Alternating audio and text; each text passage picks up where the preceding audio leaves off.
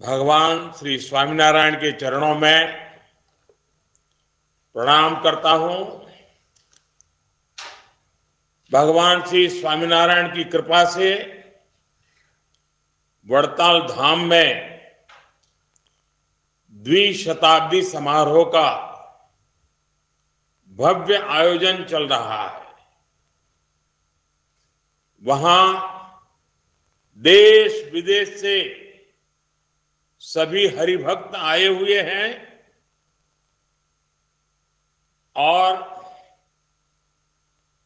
स्वामीनारायण की तो परंपरा रही है, सेवा के बिना उनका कोई काम आगे नहीं होता है। आज लोग भी बढ़ चढ़ करके सेवा कार्यों में अपना योगदान दे रहे हैं। मैंने पिछले कुछ दिनों में टीवी पर इस समारोह की जो तस्वीरें देखी, मीडिया में, सोशल मीडिया में जो वीडियो देखे, वो देखकर मेरा आनंद अनेक गुना बढ़ गया। साथियों, वड़ताल धाम की स्थापना के 200 वर्ष, ये द्विशताब्दी समारोह, ये केवल एक आयोजन या इतिहास की तारीख नहीं है। ये मेरे जैसे हर व्यक्ति के लिए जो वड़ताल धाम में अनन्य आस्था के साथ बड़ा हुआ है, उसके लिए बहुत बड़ा अवसर है। मैं मानता हूं हमारे लिए ये अवसर भारतीय संस्कृति के शाश्वत प्रवाह का प्रमाण है। 200 साल पहले जिस वड़ताल धाम की स्थापना भगवान श्री स्वामीनारायण ने की थी, हमने आज भी उसकी आध्यात्मिक चेतना को जागृत रखा है। हम आज भी यहां भगवान श्री स्वामीनारायण की शिक्षाओं को, उनकी ऊर्जा को अनुभव कर सकते हैं। मैं सभी संतों के चरणों में प्रणाम करते हुए आप सभी और सभी देशवासियों को द्विशताब्दी समारोह की बधाई देता हूं। मुझे खुशी है कि भारत सरकार ने इस मौके पर 200 रुपये का चांदी का एक सिक्का और स्मारक डाक टिकट भी जारी किया है। ये प्रतीक चिन्ह आने वाली पीढ़ियों के मन में इस महान अवसर की स्मृतियों को जीवंत करते रहेंगे। साथियों, भगवान स्वामीनारायण से जुड़ा हर व्यक्ति जानता है कि इस परंपरा से मेरा संबंध कितना गहरा है। हमारे राकेश जी बैठे हैं वहां, उनसे मेरा नाता कैसा है, कितना पुराना है, वो कभी आपको बताएंगे। ये रिश्ता आत्मिक भी है, आध्यात्मिक भी है और सामाजिक भी है। जब मैं गुजरात में था, तब संतों का सानिध्य और सत्संग मेरे लिए सहज उपलब्ध रहता था। वो मेरे लिए एक सौभाग्य की पल होती थी और मैं भी उस पल को जी भर के जीता था। स्वामीनारायण भगवान की कृपा से आज भी किसी न किसी रूप में, प्रत्यक्ष नहीं तो परोक्ष रूप से, वो क्रम तो चलता ही रहता है। कई अवसरों पर मुझे संतों के आशीर्वाद का सौभाग्य मिलता रहा है। राष्ट्र के लिए सार्थक चिंतन का अवसर मिलता रहा। मेरी इच्छा थी कि मैं आज स्वयं वड़ताल धाम इस पवित्र उत्सव में उपस्थित होता। મારી ઈચ્છા તો ઘણી હતી, તમારા બધા વચ્ચે બેસું, જૂની જૂની બધી વાતો યાદ કરું, અને સ્વાભાવિક છે તમને ગમે મને ગમે, लेकिन जिम्मेदारियां और व्यस्तता के चलते ये संभव नहीं हो सका। लेकिन मैं हृदय से आप सबके बीच ही हूं। मेरा मन अभी पूरी तरह से वड़ताल धाम में ही है। साथियों, श्रद्धेय संतगण, हमारे भारत की ये विशेषता रही है कि यहां जब जब भी मुश्किल समय आया है, कोई न कोई ऋषि, महर्षि, संत, महात्मा उसी काल में अवतरित हुआ। भगवान स्वामीनारायण का आगमन भी एक ऐसे समय में हुआ था जब देश सैकड़ों वर्ष की गुलामी के बाद कमजोर हो चुका था, अपने आप में विश्वास खो चुका था, खुद को ही कोसने में डूबा हुआ था। तब भगवान स्वामीनारायण ने हमें, उस कालखंड के सभी संतों ने हमें नई आध्यात्मिक ऊर्जा तो दी ही, उन्होंने हमारे स्वाभिमान को जगाया, हमारी पहचान को पुनर्जीवित किया। इस दिशा में शिक्षापत्री और वचनामृत का योगदान बहुत बड़ा है। उनकी शिक्षा को आत्मसात करना, उसे आगे बढ़ाना, ये हम सबका कर्तव्य है।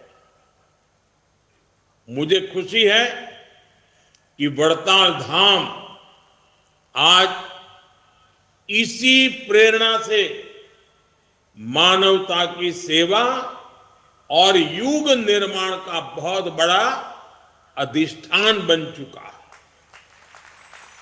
इसी वड़ताल धाम ने हमें वंचित समाज से सगराम जी जैसे भक्त दिए हैं। आज यहां कितने ही बच्चों के भोजन का, आवास का, शिक्षा का, और इतना ही नहीं, दूर सुदूर जंगलों में भी सेवा के कई प्रकल्प आप सबके माध्यम से चल रहे हैं। आदिवासी क्षेत्रों में बेटियों की शिक्षा जैसे महत्वपूर्ण अभियान आप लोग चला रहे हैं। गरीबों की सेवा, नई पीढ़ी का निर्माण, आधुनिकता और अध्यात्म को जोड़कर भारत की संस्कृति का संरक्षण, आज बेहतर भविष्य के लिए जो अभियान चल रहा है, स्वच्छता से लेकर पर्यावरण तक, मैंने जितने भी आह्वान किए, मुझे खुशी है कि आप सब संतों ने, भक्तों ने मुझे कभी निराश नहीं किया। मेरी हर बात को आपने अपनी खुद की बात मान लिया, अपनी स्वयं की जिम्मेदारी मान लिया और आप जी जान से उसको पूरा करने में लगे रहे। मुझे बताया गया है, जो मैंने पिछले दिनों एक आह्वान किया था, एक पेड़ मां के नाम, अपनी પોતાની માના નામે एक वृक्ष वावर, एक पेड़ मां के नाम। इस अभियान में स्वामीनारायण परिवार ने 1 लाख से ज्यादा वृक्षारोपण किया है। साथियों, हर व्यक्ति के जीवन का एक उद्देश्य होता है, लाइफ का कोई पर्पज होता है। ये उद्देश्य ही हमारे जीवन को निर्धारित करता है, हमारे मन, कर्म, वचन को प्रभावित करता है। जब हमें हमारे जीवन का उद्देश्य मिल जाता है, तब पूरा जीवन बदल जाता है। हमारे संत महात्माओं ने हर युग में मानव को उसके जीवन के उद्देश्यों से साक्षात्कार कराया है। ये संत महात्माओं का हमारे समाज को बहुत बड़ा योगदान रहा है। जब किसी उद्देश्य की पूर्ति के लिए पूरा समाज, पूरा देश एकजुट हो जाता है, तो वो जरूर पूरा होता है।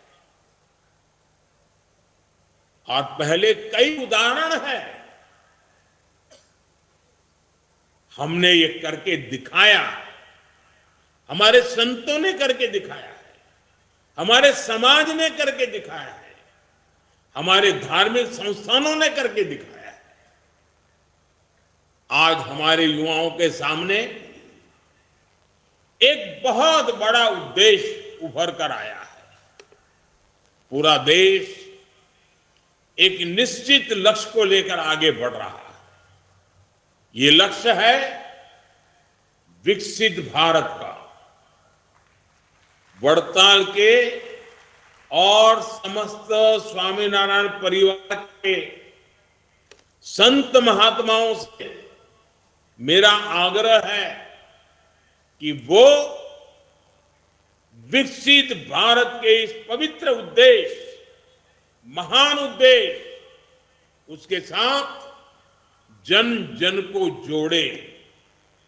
जैसे आजादी के आंदोलन में 1 शताब्दी तक समाज के भिन्न भिन्न कोने से आजादी की ललक, आजादी की चिंगारी देशवासियों को प्रेरित करती रही। एक भी दिन, एक भी पल ऐसा नहीं गया कि जब लोगों ने आजादी के इरादों को छोड़ा, सपनों को छोड़ा, संकल्पों को छोड़ा। ऐसा कभी नहीं हुआ। जैसी ललक आजादी के आंदोलन में थी, वैसी ही ललक, वैसी ही चेतना विकसित भारत के लिए 140 करोड़ देशवासियों में हर पल होना जरूरी है।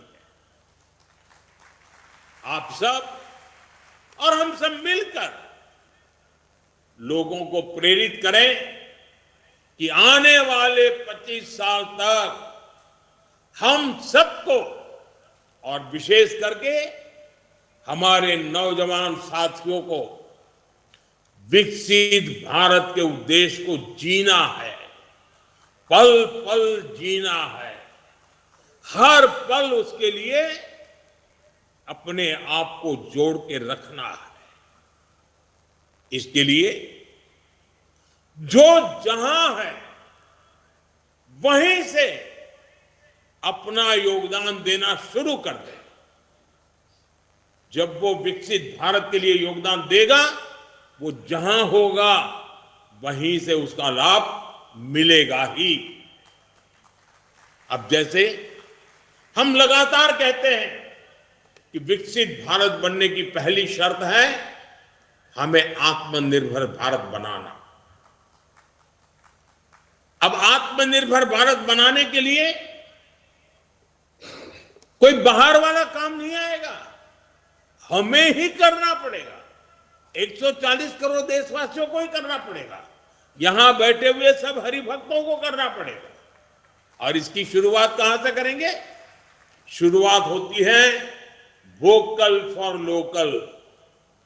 वोकल फॉर लोकल को बढ़ावा दिया जा सकता है। विकसित भारत के लिए हमारी एकता, देश की अखंडता, वो भी बहुत जरूरी है। आज दुर्भाग्य से निहित स्वार्थ के लिए, छोटी समझ के कारण भारत के उज्जवल भविष्य के महत्वाकांक्षी उद्देश्यों को भूल करके कुछ लोग समाज को जाति में, धर्म में, भाषा में, ऊंच और नीच में, स्त्री और पुरुष में, गांव और शहर में न जाने किस प्रकार से टुकड़े टुकड़े टुकड़े में बांटने की साजिश चल रही है। जरूरी है कि देश विरोधियों की इस चेष्टा को हम उसकी गंभीरता को समझे, उस संकट को समझे और हमें सबने मिलकर के ऐसे कारनामों को पराजित करना ही होगा।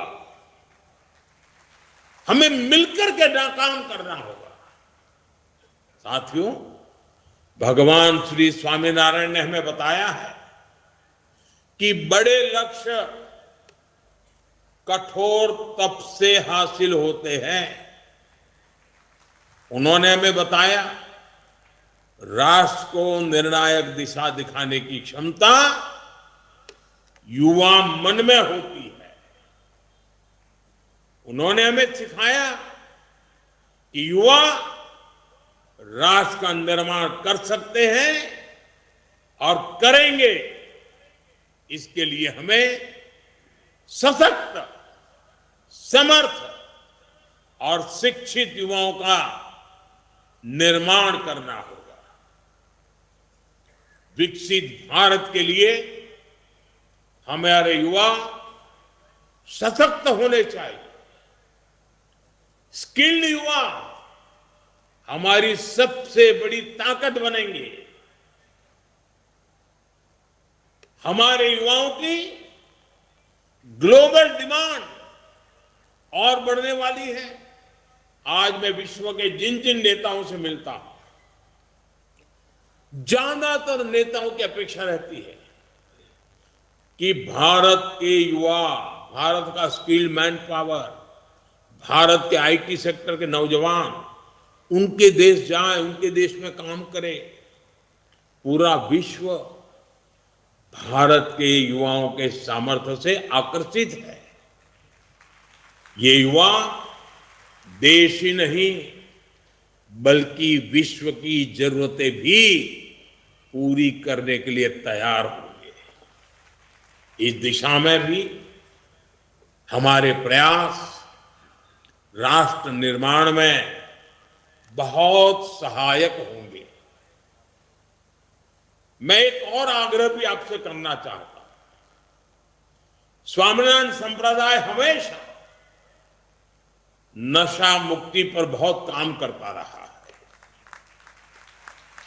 युवाओं को नशे से दूर रखना, उन्हें नशा मुक्त बनाने में हमारे संत, महात्मा, हरिभक्त बहुत बड़ा योगदान कर सकते हैं।